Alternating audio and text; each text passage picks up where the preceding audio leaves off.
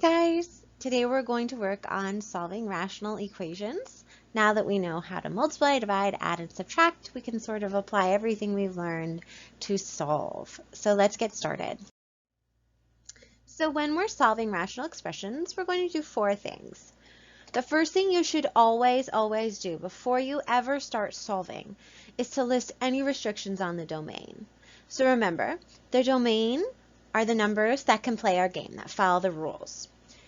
We have to exclude any numbers that will not follow the rules of our game. Since we're dealing with rational expressions, we know the denominator cannot equal 0. So any number that will make our denominator equal to 0 needs to be excluded from our domain. And when we solve our equation, if we get a number that is one of those numbers that needs to be excluded, well, it cannot be a solution. So we need to be thinking about that from the start and making note of it. That's the first thing we should do. The second thing we're going to do is find the LCD. We've gotten pretty good at that at this point.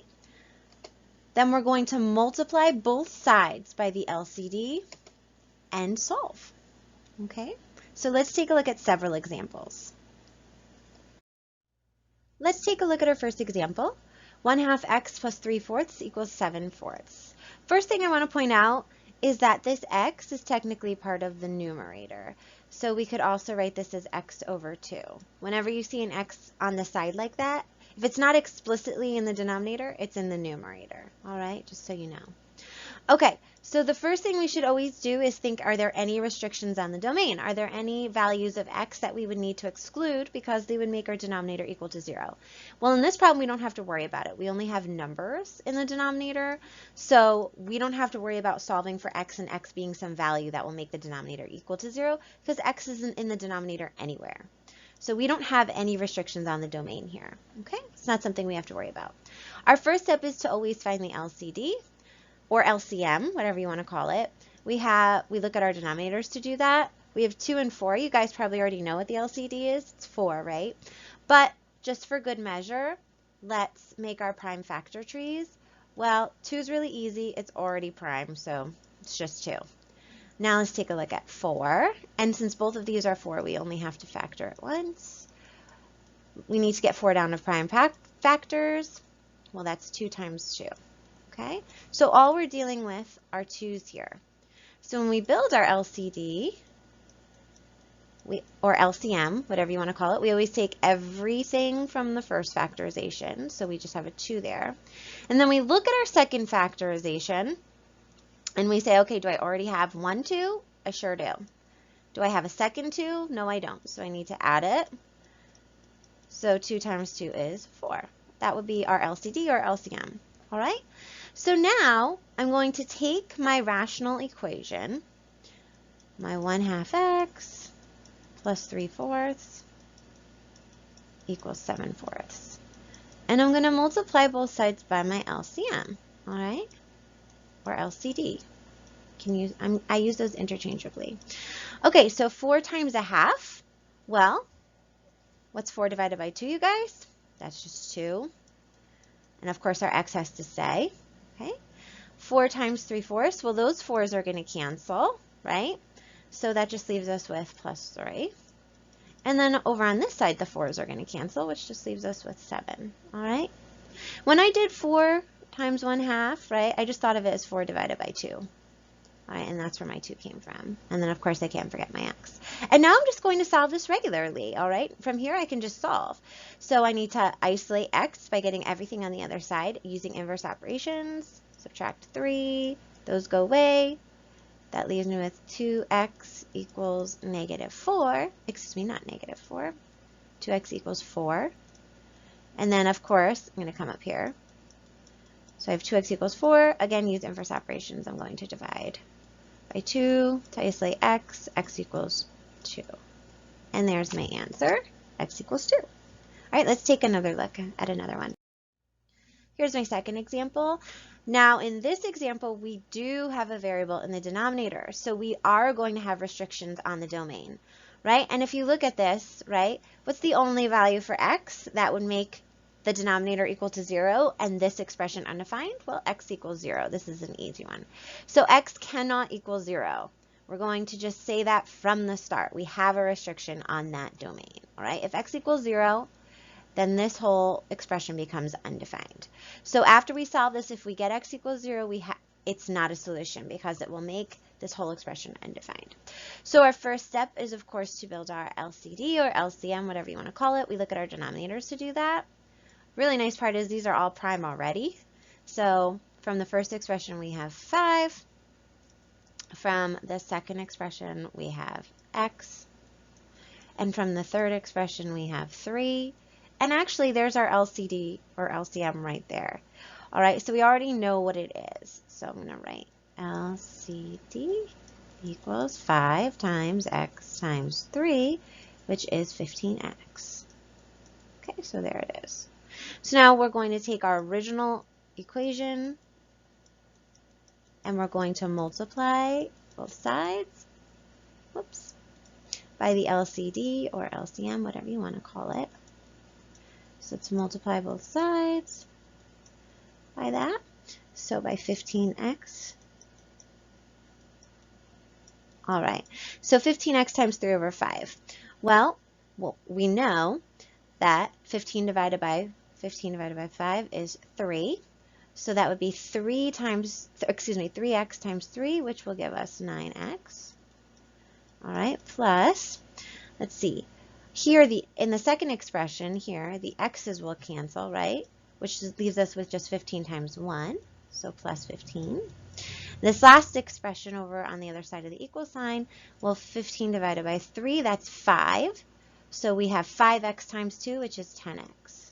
And now we just solve the regular way. Subtract 9x from both sides. Okay, that goes away, which gives me 15 equals x. And now it's just solved already. Oh my goodness. And as you can see, that was indeed our answer. All right. Now, since we have the solution, we have to go back and say, ooh, was it one of our restrictions? And no, our only restriction here was 0. So this was not one of our restrictions. So this is indeed a solution.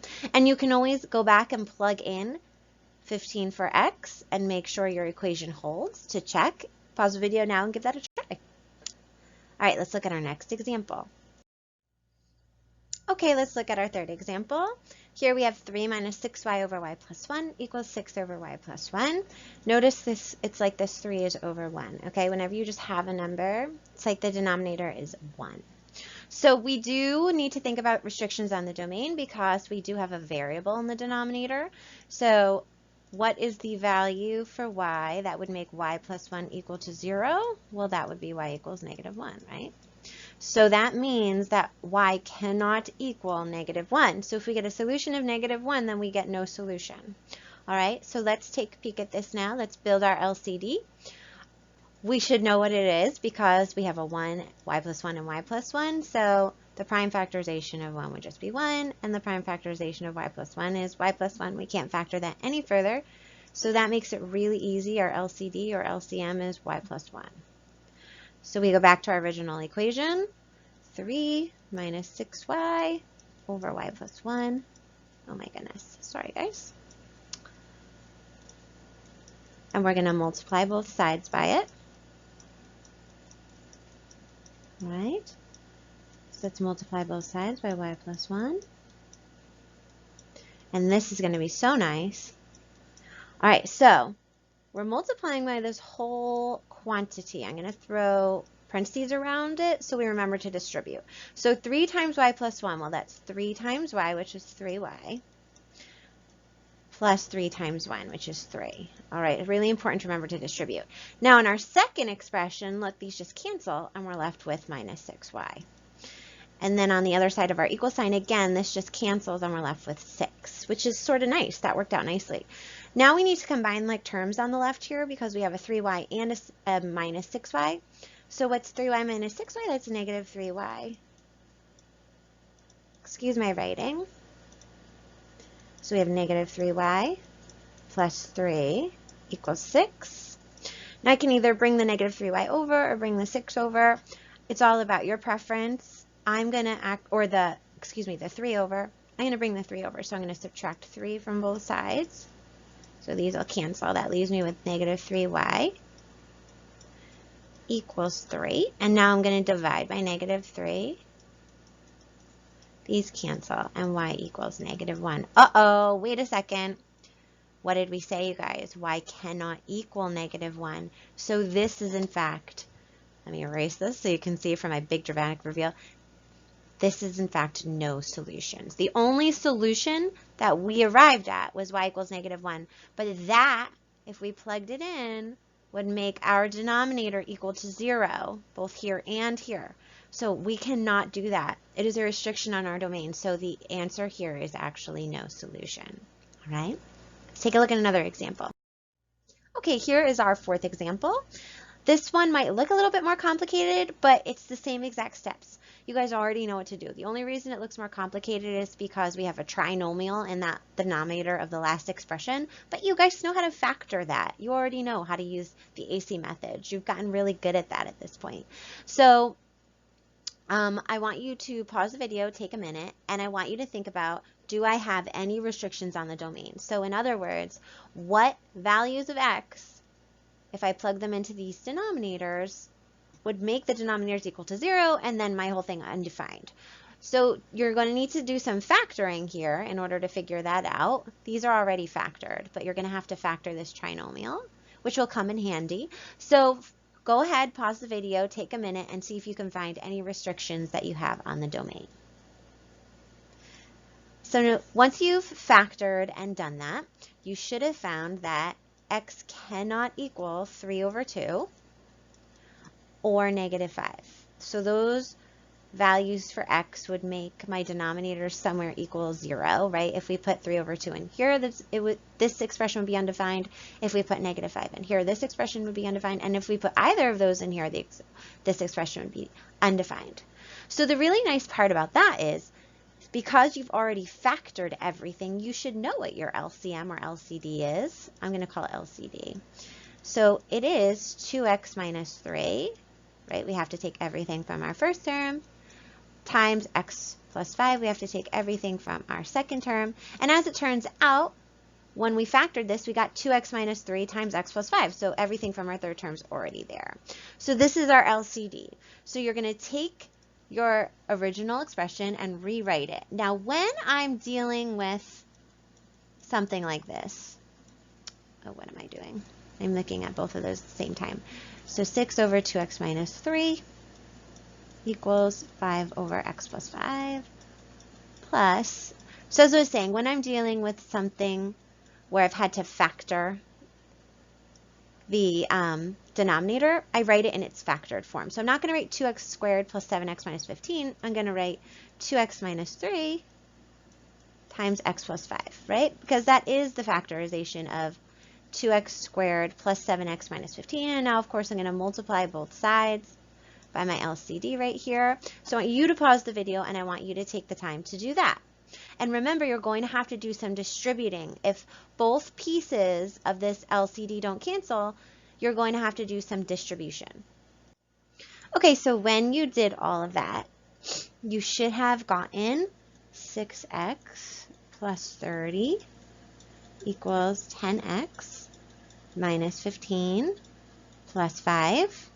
Then you'd combine some like terms over here, which gives you 6x plus 30 equals 10x minus 10.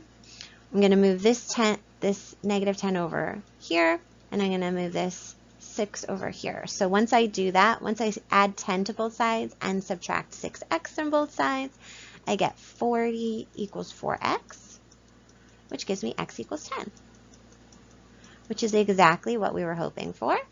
And I need to make sure it's not one of my restrictions, and it is indeed not. So this is the solution, all right? So that one was a bit more work. This is just a bit more laborious, but it was certainly not undoable. So let's look at our last example. Okay, in this last example, this is a special case. When you have two rational expressions, okay, one on each side of the equal sign with nothing else. So I have one of those rational expressions on this side of the equal sign, one of the rational expressions on this side of the equal sign. There's nothing else, like there's no plus whatever or minus whatever. I just have one rational expression on one side, one rational expression on the other. You can do something really cool called cross multiplication. And what that means is you multiply the first numerator by the second denominator and the first denominator by the second numerator. So you basically multiply across, okay? So we're multiplying 3 times x, which just gives us 3x. And then we're multiplying 4 times x minus 2. So I'm going to have to distribute a little bit. So that gives me 3x equals 4x minus 8. All right, and now I just solve the regular way. So I'm going to subtract 3x from both sides and add 8 to both sides, which will wind up giving me 8 equals x. All right, again, I should have done this at the beginning. I should have listed any restrictions on the domain here. So x cannot equal 2, right? Because 2 minus 2 would give me 0 here. And x can also not equal 0. But we got x equals 8. So that does not hit any of our restrictions. So it is indeed a solution.